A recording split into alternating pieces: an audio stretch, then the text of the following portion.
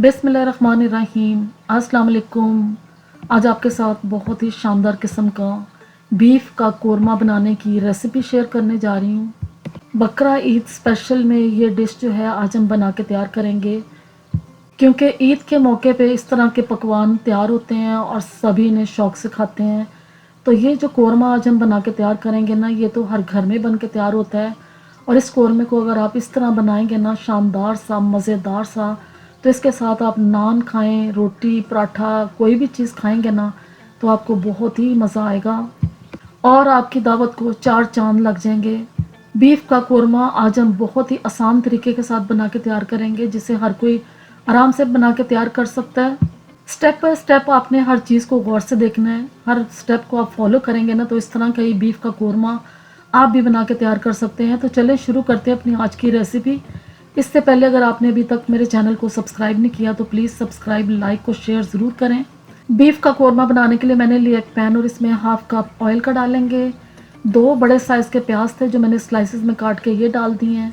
अब इन प्याज को हमने फ्राई करना शुरू करना है। जैसे जैसे हम प्याज को फ्राई करते जाएंगे ना, तो प्याज का जो कलर है ये भी हल्का हल्का चेंज हो जाएगा और प्याज हमारा बहुत ही सॉफ्ट और नरम बन के तैयार होगा। तो इस तरह का प्याज हमने जो है फ्राई करना है, इस ज़्यादा कलर वगैरह नहीं देना। तो प्याज जब हमारा फ्राई हो जाएगा तो इसमें हम डालेंगे लहसुन अदरक का पेस्ट, जो मैंने 1 टेबलस्पून भर के डाल दिया है। ये डाल के तो इसको भी अब हम फ्राई करेंगे प्याज के साथ। और लहसुन अदरक एक ऐसी चीज़ है जिसको बहुत अच्छे तरीके से फ्राई करना बहुत ज़रूरी है, क्योंकि इसका जो कच्चेपन की स्मेल अभी हम दूर नहीं ना करेंगे तो ये पूरे सालन में आपको खाने को मिलेगी। इसलिए इसको बहुत अच्छे तरीके से फ्राई करें। और जब ये फ्राई हो जाएगा तो फिर इसमें मैंने 2 बड़े साइज़ के जो टमाटर हैं ये स्मॉल पीसेस में काट के डाल दिए थे। इनको भी हल्का सा हम इन सब चीज़ों के साथ फ्राई करेंगे। 1-2 मिनट टमाटर को फ्राई करने के बाद फिर इसमें हम डाल देंगे बीफ का गोश्त, जो मैंने हड्डी के साथ लिया था, और हाफ़ केजी मैंने बीफ का गोश्त लिया है। इसको इसमें अच्छे तरीके से मिक्स करेंगे और इसको हमने 4-5 मिनट इस तरह ही फ्राई करते जाना है, प्याज अदरक लहसुन और टमाटर के साथ, ताकि इसका हल्का सा कलर भी चेंज हो जाए और ये भी थोड़ा सा फ्राई हो जाए। तो हम इसको 4-5 मिनट फ्राई करेंगे। इसके बाद इसमें हम डाल देंगे पानी, और पानी इसमें मैं डाल रही हूँ तकरीबन 2 गिलास, क्योंकि बीफ के गोश्त में पानी थोड़ा ज़्यादा डालना पड़ता है। फिर इसमें मसाले डालेंगे 1 टीस्पून नमक का, 1 teaspoon red chilli powder, chilli flakes 1 teaspoon, half teaspoon हल्दी का डालेंगे। और इसमें हम डालेंगे सफ़ेद ज़ीरा 1 टीस्पून, सब्ज़ इलायचियाँ मैंने डाली हैं 4, ये तोड़ के डालनी है। 4 इसमें लौंग डालेंगे। 1 इसमें मैंने दालचीनी का पीस डाल दिया था, ये डाल के तो इसमें बादियान का फूल डालेंगे, स्टार अरेंज 1, और इसमें मैंने बड़ी इलायची डाली है, ये भी तोड़ के डालनी है। सब मसाले डालने के बाद इसको अच्छे तरीके से इसमें एक मरतबा मिक्स कर लें, और मिक्स करने के बाद फिर इसको हम कर देंगे कवर, और इसको हमने अब पकाना शुरू करना है, क्योंकि बीफ का गोश्त हमने गलाना है, इसलिए इसको कवर करके पकाएंगे। बीच में हमने इसको दोबारा से चेक करना है कि किस तरीके से जो गोश्त है ये हमारा पक रहा है और इसमें पानी कितना रह गया है। तो अब इसको एक मरतबा चम्मच से दोबारा से मिक्स करेंगे। पानी इसका जो है तकरीबन आधा रह गया है, आधा इसमें पानी जो है वो ड्राई हो गया है। तो अब इसको दोबारा से कवर कर देंगे। कवर करने के बाद इसको हमने 5-7 मिनट और पकाना है।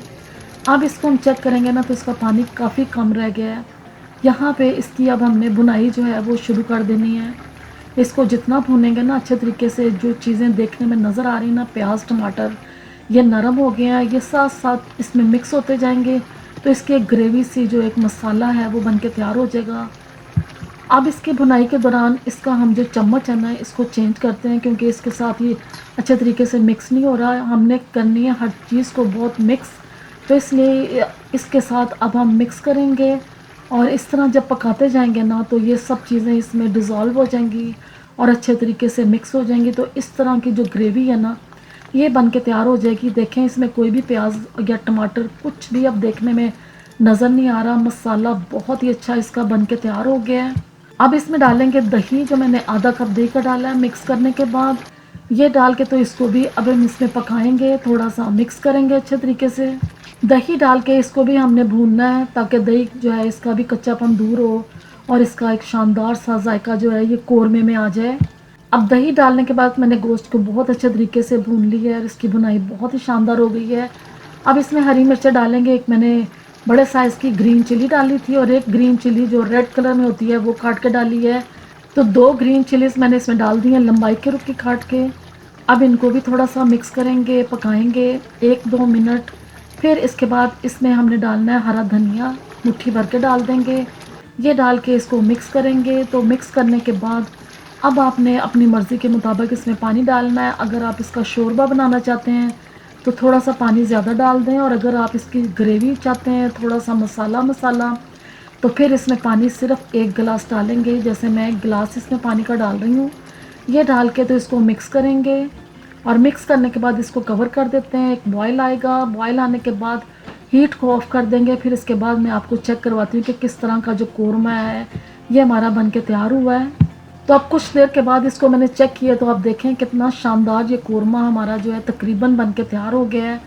तो अब आपको मैं इसकी फ़ाइनल लुक दिखाती हूँ। इसको पहले हम बहुत अच्छे तरीके से मिक्स करेंगे और फिर इसको एक डिश में डाल देंगे, जिसमें आपने सर्विंग डिश में डालना है। इसमें आप ये कोरमा जो है इसको डालें और आप इसकी लुक देखें, और खुशबू तो इसकी इतनी मज़ेदार आ रही है क्योंकि हमने इसमें जिन स्पाइसेस का यूज़ किया ना, उनका अरोमा और उनका जो फ्लेवर है वो तो बहुत ही कमाल का इस वक्त फ़ील हो रहा है।